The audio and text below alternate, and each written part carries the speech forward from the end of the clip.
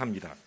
먼저 정은경 질병관리청장이 단계적 일상회복 1단계 시행 평가와 전망, 미접종자 접종과 추가 접종 상황 보고 등에 대해 설명드리겠습니다.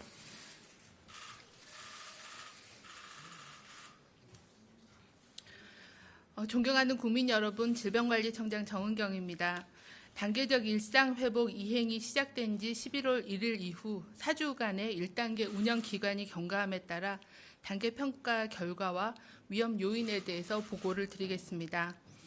단계 평가 결과 위험도는 전국은 매우 높음, 수도권은 매우 높음, 비수도권은 중간으로 평가가 되었습니다. 4주간 위험도는 매주 악화되었고 수도권은 2주 연속 매우 높음 상태입니다. 중환자실 등 의료 대응 역량이 한계치에 임박하고 있고 모든 선행지표가 상승하는 상황을 고려해서 특별방역 대책의 시행이 필요하다는 평가입니다. 다음은 주요 영역별 위험도 평가 결과를 말씀드리겠습니다. 먼저 대응 역량에 대한 지표입니다. 중환자실의 병상 가동률이 급격히 증가해서 11월 4주 전국 기준으로 70.6%였으며 수도권은 80.4%로 의료 대응의 한계치에 임박하고 있습니다. 11월 들어 60세 이상의 확진자 증가가 누적되면서 위중증 환자 수와 중증화율이 크게 증가하였고 병상 부담이 가중될 것으로 예측하였습니다.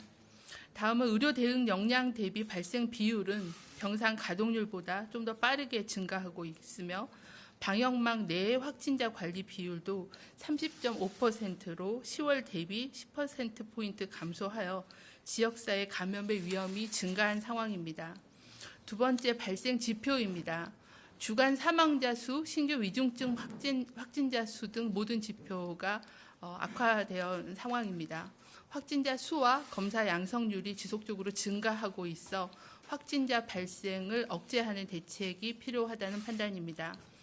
다음은 예방접종 지표입니다. 델타 변이로 인해 예방접종 효과가 감소하고 또 시간 경과에 따라 고령층의 접종 효과가 감소하여 돌파 감염이 증가하고 있는 추세입니다. 특히 60대 이상 돌파 감염은 지속 증가하고 있으나 추가 접종 완료율은 현재 12%대로 고령층 유행 억제에는 충분하지 못한 수준입니다. 이스라엘 등 국외 사례를 살펴보면 추가 접종을 받은 사람은 기본 접종만 받은 사람에 비해 10배 이상의 예방 효과를 보이고 있으므로 안전한 일상 회복과 건강 보호를 위해 추가 접종을 반드시 받아주실 것을 당부드립니다. 다음은 주요한 위험 요인에 대해서 말씀을 드리겠습니다. 먼저 60세 이상의 고령층 확진자 위중증자의 증가입니다. 현재 60세 이상의 미접종자는 97만 명, 약 7%대이지만 전체 위중증 사례 중에 44.8%가 60대 이상의 미접종자에서 발생하고 있습니다. 미접종자의 고령층 보호를 위해서는 신속한 예방접종이 시급히 필요합니다. 둘째는 미접종 청소년 확진자의 증가입니다. 접종률이 높은 18세와 또 예방접종이 최근에 진행된 고1, 고2에서는 안정세를 유지하고 있으나 활동성이 높고 예방접종률이 아직 낮은 13에서 15세에서 주간 확진자 수가 지속 증가하고 있습니다. 아직 미접종 청소년이 150만 명이 존재하고 또 수능 이후에 전면 등교 시행 등으로 추가적인 확산의 가능성도 있는 상황입니다. 셋째는 방역 긴장감 위안과 사람 간 접촉 증가입니다.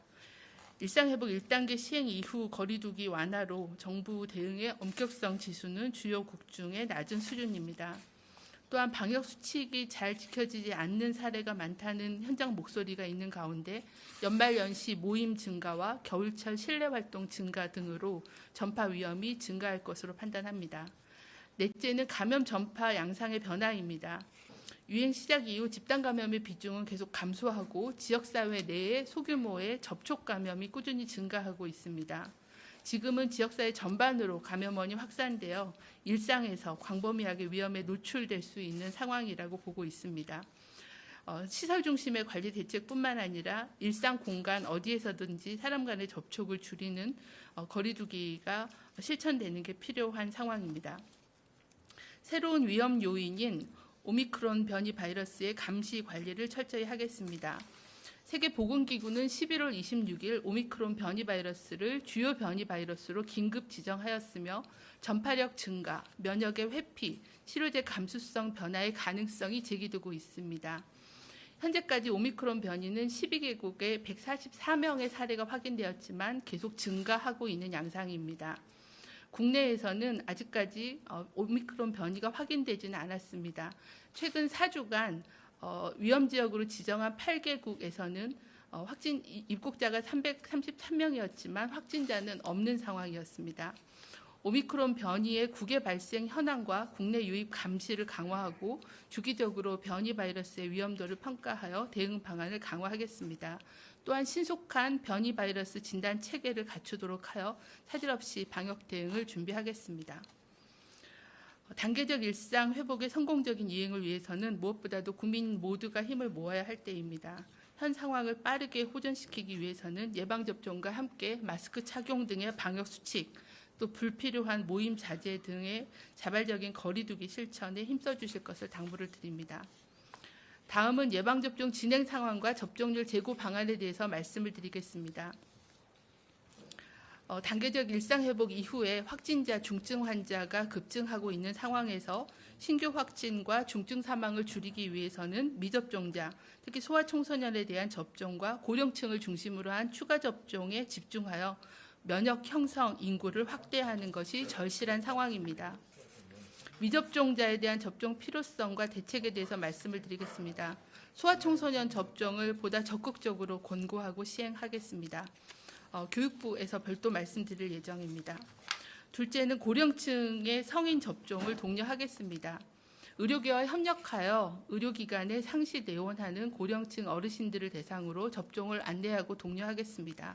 또한 지자체별로 여건을 고려한 맞춤형 접종 대책을 지속 시행하여 외국인, 재가노인, 재가장애인 등 사각지대에 대한 접종을 지속하겠습니다. 예방접종 후 이상 반응에 대해서도 인과성 평가에 대한 객관성을 높이고 접종 후 이상 반응에 대한 지원과 소통을 강화하겠습니다. 다음은 추가 접종에 대해서 말씀을 드리겠습니다. 델타 변이로 인한 접종 효과가 감소하였고 고령층의 시간이 경과함에 따라 접종 효과가 감소함에 따라 추가 접종의 필요성이 커지고 있습니다. 보다 안전한 일상 회복을 위해서 또 코로나19의 위중증 사망 예방을 위해서 추가 접종을 반드시 받아주실 것을 요청을 드립니다. 추가 접종을 신속하게 시행하기 위해서 11월은 감염 취약시설의 집중 접종을 추진하겠습니다. 상세한 내용은 행안부 장관님께서 말씀드릴 예정입니다. 12월에는 지역사회에 계시는 60세 이상의 고령층의 집중 접종 기간을 운영하겠습니다. 어르신들께서는 인플루엔자 접종을 받으시는 것과 같이 사전 예약 없이 의료기관에 방문하시면 편리하게 접종을 받으실 수 있도록 접종 여건을 정비하도록 하겠습니다. 셋째는 추가 접종의 대상을 18세 이상 모든 연령으로 확대해서 시행하도록 하겠습니다. 코로나19의 감염 예방과 위중증 예방을 위해서 추가 접종이 반드시 필요합니다.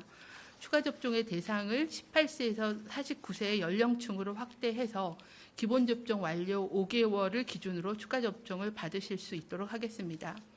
12월 2일부터 사전 예약을 시작하고 자녀 백신 접종은 예약 당일부터 그리고 예약을 통한 접종은 이틀 뒤인 12월 4일부터 실시할 수 있도록 하겠습니다. 마지막으로 방역 패스의 유효기간을 설정하겠습니다. 방역 패스는 접종자 중심으로 단계적이고 안전한 일상 회복을 위해 도입되어 시행 중에 있습니다. 현재는 기본 접종을 기준으로 하고 있으나 시간 경과에 따라서 접종 효과가 감소하는 것을 반영하여 기본 접종 완료 후 6개월 정도의 유효기간을 설정하여 방역 패스에 대한 그 효력에 대한 기간을 설정하여 운영하도록 하겠습니다. 추가 접종 시에 방역 패스의 효력은 접종 즉시 효과가 발효되는 것으로 적용하도록 하겠습니다. 보다 안전한 일상의 지속을 위해 6개월 기간 내에 반드시 추가 접종에 참여해 주시기를 요청을 드립니다. 다음은 코로나19 경구용 치료제 도입과 국산 레키로나주 활용 방안에 대해서 말씀을 드리겠습니다. 총 40만 4천만 명분에 대한 경구용 치료제를 선구매 계약을 추진하고 있으며 현재는 MSD사와 24만 2천만 명분 계약을 완료하였고 화이자사와는 7만 명분에 대해 구매 약관을 체결하였습니다. 추가로 9만 2천 명분에 대한 선구매 계약을 12월 초에 확정할 계획이며 확진자 증가 등을 고려하여 신속한 국내 도입을 위해서 글로벌 제약사와 협의를 진행하고 있습니다. 아울러 경증 환자의 중증 전환을 막기 위해 국산 항체 치료제인 레키로나주에 대한 사용을 확대하겠습니다. 지난 11월 23일부터 감염병 전담병원에서 생활치료센터, 요양병원, 일반 병원까지 공급 대상 기간을 확대하여 공급하고 있습니다. 또한 12월부터는 재택치료 중심의 의료대응 체계로 전환됨에 따라 재택치료자도 필요시 단기 외래진료센터 등을 통해 레키로나주를 처방받고 투여할 수 있도록 추진하겠습니다. 정부는 코로나19 경구용 치료제의 선구매와 신속 도입, 그리고 국산 레키로나주의 활용 방안 확대를 통해서 위중증과 사망으로의 전환을 방지하는 데 최대의 노력을 하겠습니다. 이상입니다. 예, 다음으로 권덕철 보건복지부 장관이 의료대응 체계와 치료체계 개편 등에 대해 설명드리겠습니다.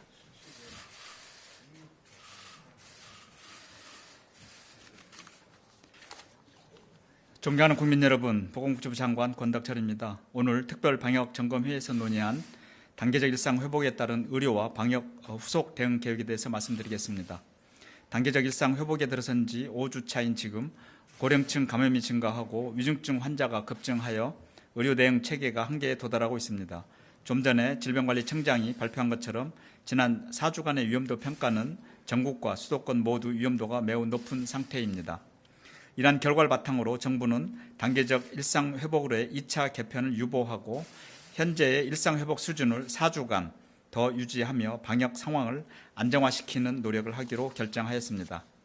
가장 중요한 대응은 고령층에 대한 3차 접종과 청소년, 고령층 등 미접종자의 예방접종을 최대한 많이 그리고 빠르게 실시하는 것입니다. 이 내용은 앞서 질병관리청장이 발표한 바 있습니다. 정부는 모든 총력을 다해 3차 접종을 신속하고 광범위하게 추진하도록 하겠습니다. 다만 고령층 등의 추가 접종이 충분히 진행되어 효과가 본격화되는 것은 4주 정도가 소요될 것으로 예상됩니다. 이 기간을 안정적으로 관리하기 위해 최선을 다해 의료체계를 확충하고 방역 대응을 강화하고자 합니다. 이를 위해 첫째, 모든 확진자는 재택치료를 원칙으로 하여 재택치료가 불가능한 경우에만 입원을 하는 보다 일상적인 의료 대응 체계로 전환하겠습니다. 일상 회복에 따른 경증, 무증상 확진자 증가를 입원 중심의 의료 체계로 계속 대응하는 것은 지속 가능하지 않고 의료 자원의 소모가 크기 때문입니다. 앞으로는 재택치료에 대한 동의 여부와 관계없이 모든 확진자가 기본으로 재택치료로 배정되며 입원 요인이 있는 경우에만 병상을 배정받게 됩니다. 이와 함께 집에서도 안심하고 치료받을 수 있도록 모니터링 체계를 구축하겠습니다. 확진된 즉시 의료기관의 건강관리가 이루어지고 산소 포화도 측정기, 체온계 등 필요한 재택치료 키트를 제공합니다. 증상 변화가 있거나 환자가 원할 때는 검사나 진료를 받을 수 있도록 단기 외래 진료센터를 운영합니다. 재택치료가 생활치료센터보다 부담이 큰 점을 고려하여 생활지원금을 더 추가하는 방안을 검토하고 항체 치료제도 필요한 경우 단기 외래 센터에서 투여 가능하도록 조치합니다. 재택치료가 어려운 확진자가 다수 발생하는 경우를 대비하여 수도권을 중심으로 생활치료센터도 2,000병상 추가 확충하는 작업을 진행하고 있습니다. 둘째, 행정명령 등을 통한 추가 병상을 신속하게 확충하겠습니다. 이미 실시한 행정명령을 신속하게 이행하고 필요시 추가적인 행정명령도 검토하겠습니다. 거점 전담병원도 4개소 신규 추정하였습니다. 11월 한 달 동안 687병상을 확보하였고 12월까지 순차적으로 중환자실과 중환자실 471개를 비롯하여 2,700여 개 이상의 병상을 추가로 확보할 계획입니다. 대학병원에 대해서는 중등증 병상에 대해서도 장비와 인력을 보강하여 중증 진료를 할 수 있도록 유연성을 부여하겠습니다. 병실당 입원 가능한 환자 수도 의료 현장의 판단에 따라 변경 가능하도록 조치하였습니다. 투석이나 외상 등 등에 대비한 특화병원과 돌봄 환자와 정신질환자를 전담하는 중등증 병상도 계속 확보하겠습니다. 셋째, 조기 퇴원이나 전원 등 병상의 활용도를 높여 더 많은 환자가 치료받도록 하겠습니다. 인력 부족으로 병상 가동이 안 되는 병원에 대하여 중환자 치료 경험이 있는 의료 인력을 우선적으로 지원하겠습니다. 현재 2,412명의 의료 인력을 지원하고 있고 중환자실 근무 희망 간호사들 500여 명 확보하고 있습니다. 회복 환자의 전원, 조기 퇴원 등에 대한 인센티브를 제공하고 재원 적정성 평가도 강화할 것입니다. 이를 통해 중환자 치료가 꼭 필요한 환자들이 중증 병상에 있도록 관리를 철저히 해나가겠습니다. 고령층의 감염을 최소화하고 유행 확산을 억제하기 위한 방역 조치도 강화합니다. 우선 고령층 보호를 위해 요양병원과 요양시설 등에 대한 방역 관리를 강화하겠습니다. 요양병원과 요양시설의 경우 상황 안정 시까지 접촉 면회를 중단합니다. 특히 종사자 중 미접종자는 간병 등 환자와 직접 접촉하는 업무에서 배제합니다. 미접종자의 입원 시에는 입원 직전과 3일차에 각각 PCR 검사를 받고 격리실에서 4일간 대기하도록 강화합니다. 경로당, 노인복지관 등 노인시설에 대한 방역도 강화합니다. 추가 접종을 완료한 고령층에 대해서만 시설 이용을 허용하고 방문자는 원칙적으로 출입을 금지합니다. 각종 프로그램도 추가 접종자는 대면 이용이 가능하나 미접종 또는 추가 접종을 받지 않는 고령층은 비대면 프로그램을 이용하셔야 합니다. 수도권의 유행 확산 억제와 미접종자 유행 차단을 위한 방역 조치에 대해서도 여러 의견이 제시되었으나 일상회복지원위원회의 논의를 좀 더 거쳐 중대본에서 최종 결정하기로 하였습니다. 오늘 회의에서는 수도권의 사적 모임 규모를 축소하거나 식당, 카페의 미접종자 인원을 축소하는 방안 또는 방역 패스 적용 대상을 대폭 확대하는 방안 등 다양한 의견이 제시되고 논의되었습니다. 그러나 이러한 방안들은 국민들의 불편과 국민 경제, 민생 경제에 미치는 영향이 크고 사회적 의견을 좀 더 수렴할 필요가 있어 추가적인 의견 수렴 절차를 밟도록 결정하였습니다. 다만 최근 영화관의 집단 감염 사례를 고려하여 영화관 내에 실내 취식, 시범 운영은 중단합니다. 이와 함께 정부 합동단 등 범정부적인 모든 노력을 다해 방역 관리를 강화해 나가겠습니다. 오미크론 변이 바이러스에 대해서도 어제 발표한 것처럼 남아공 등 8개국에 대한 조치를 강화합니다. 내국인과 장기 체류 외국인은 10일간 시설 격리를 하면서 사회 PCR 검사를 하고 단기 체류 외국인은 입국을 금지합니다. 또한 모든 아프리카발 입국자에 대해서는 자택 격리를 인정하지 않고 임시 생활시설에서의 검사를 하고 PCR 음성 확인을 거치게 됩니다. 국민 여러분, 일상회복 전환에 있어 많은 중증 환자 발생과 의료체계의 문제가 의료체계의 심각한 상황으로 이루어지지 않도록 최선의 노력을 다하겠다는 말씀을 드립니다. 정부는 모든 노력을 다해 3차 접종과 미접종자의 접종을 추진하는 한편 의료체계 확충과 방역관리를 강화해 나가겠습니다. 국민들 여러분께도 부탁을 드립니다. 3차 접종은 필수 접종입니다. 반드시 맞아야 하는 접종입니다. 고령층과 아직 접종을 맞지 않으신 분들께서는 꼭 예방접종을 받아주시기를 당부드립니다. 특히 수도권의 고령층의 경우 감염 위험이 커지고 있는 점을 고려하여 일상생활에서 경각심을 가져주시기 바랍니다. 가급적 불필요한 모임과 약속은 자제하고 개인 방역수칙을 철저히 지켜주시기를 부탁드립니다. 정부도 지금의 위기를 극복하고 다시 일상 회복을 추진할 수 있도록 4주간 모든 노력을 경주하겠습니다. 감사합니다. 예, 다음으로 전해철 행정안전부 장관이 지역사회 추가접종 추진 방안 등에 대해 설명드리겠습니다.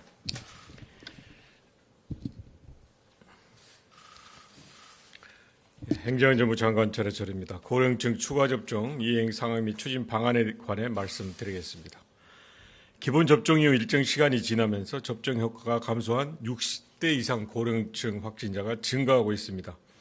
특히 요양병원과 요양시설에서 집단 감염 빈도가 높아지고 있고 이로 인해 병상 가동률이 상승하는 등 방역 대응 역량의 부담이 커지고 있습니다. 방역 상황이 안정을 되찾기 위해서는 무엇보다 고령층에 대한 추가 접종이 시급한 만큼 정부는 전국 지자체의 방문 접종팀을 확대 편성하고 시설별 전담 공무원제 운영에 필요한 인력과 예산을 지원하는 등 범정부적 가용 역량을 총동원하여 요양병원과 요양시설 대상 추가 접종을 이번 주 안에 마무리 짓도록 하겠습니다. 시설에 입소하지 않은 일반 고령층에 대해서도 연내 추가 접종 완료를 목표로 최선을 다하겠습니다.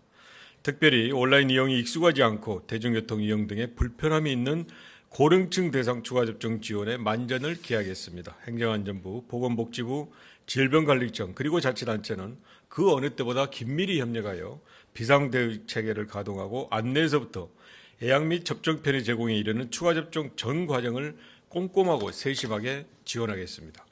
이를 위해 우선 관계기관 추가접종 대상자에 대한 정보 공유를 강화하겠습니다.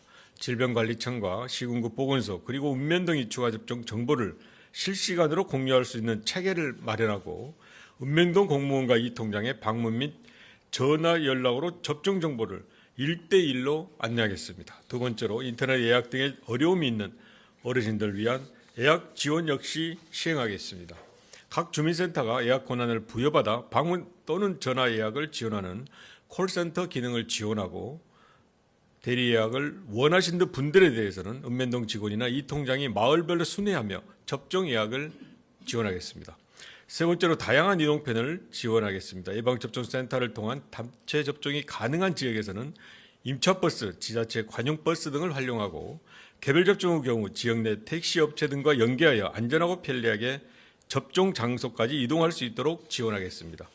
다음으로 추가 접종에 대한 홍보를 더욱 강화하겠습니다. 경로당 노인복지회관 등 어르신 이용시설에 대한 방문 홍보는 물론 TV 장학방송, 아파트 안내방송과 지역신문 등 생활접종 매체를 적극적으로 활용하여 전방위적 홍보를 실시하겠습니다. 끝으로 혼자 사시는 어르신 등에 대해서는 주기적 방문과 전화를 통해 접종 이외 이상 반응을 철저히 관리해 나가겠습니다. 정부는 이상의 방안들이 차질 없이 이행되어 고령층 추가 접종이 조속히 마무리될 수 있도록 지역별 접종 상황을 상시 점검하는 한편 접종 현장의 어려움을 해소하기 위한 행재정적 지원 역시 안기지 않겠습니다. 국민 여러분의 참여 협조로 내딛게 된 단계적 일상회복이 끝까지 안정적으로 이행될 수 있도록 국민 여러분의 적극적인 관심과 참여 다시 한번 부탁드리겠습니다. 감사합니다. 다음으로 유은혜 사회부총리가 학교 및 교육시설 방역 강화 대책에 대해 설명하겠습니다.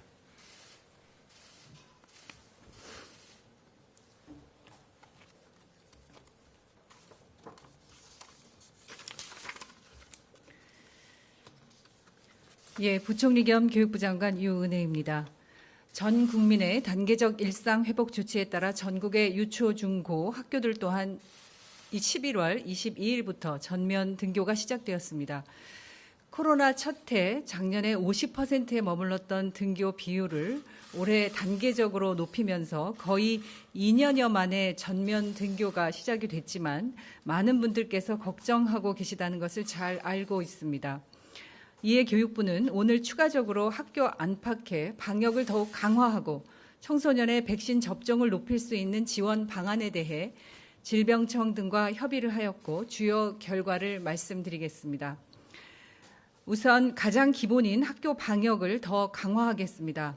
현재 전국 학교의 학교 방역 인력 6만 5천 명 지원을 완료해서 작년 4만 명보다 지원 숫자를 더욱 확대하였습니다. 또한 학교 생활 중에 마스크를 벗게 되는 급식 시간 방역을 위해서 전국 99.4% 학교의 급식실에 칸막이 설치를 완료했습니다. 추가적인 방역 강화를 위해 교육부와 교육청은 수도권 지역 학교들과 전국 과대 과밀학교에서 방역 인력 지원 요청을 하는 경우 즉시 지원토록 조치하고 수도권 중심으로 신속 PCR 검사를 확대 운영해서 학생들의 감염 위험을 최소화하도록 하겠습니다.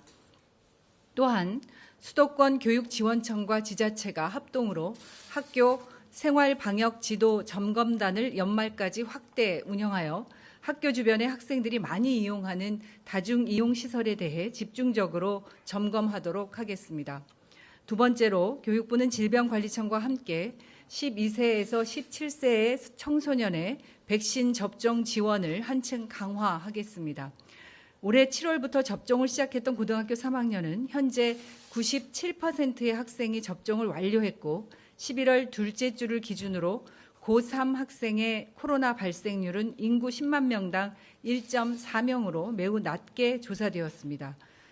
그러나 같은 기간 중학교 7.02명, 초등학교 4.5명과 비교할 때 고3 학생들의 백신 접종은 예방 효과가 있는 것으로 확인되고 있습니다. 백신 접종이 코로나 감염 위험으로부터 우리 스스로를 지킬 수 있는 가장 효과적인 수단으로 인정받는 만큼 정부는 우리 학부모들께서 백신 접종에 적극적으로 참여해 주실 것을 당부드립니다. 정부는 우리 학생들의 백신 접종에 불편함이 없도록 적극적으로 지원하겠습니다. 우선 접종 기간을 연장해서 접종 기회를 확대하였습니다. 당초 11월 27일에 종료 예정이던 접종 기한을 내년 1월 22일까지로 확대하였고 당일 신청, 당일 접종이 가능합니다. 둘째, 학생들의 백신 접종 접근성을 높이겠습니다.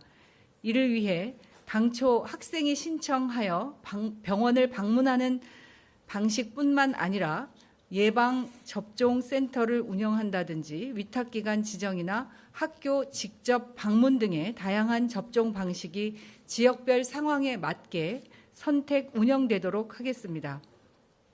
이는 질병관리청의 기본 계획에 따라 교육청과 지역 방역당국 간의 협의를 거쳐 지역별 접종 계획을 수립하면서 구체화될 것입니다. 또한 교육부는 지역별로 확정된 보건소 및 학교 단위 접종이 원활하게 이루어질 수 있도록 집중 접종 지원 주간을 운영하고 학사 일정 조정 등의 지침을 마련하겠습니다.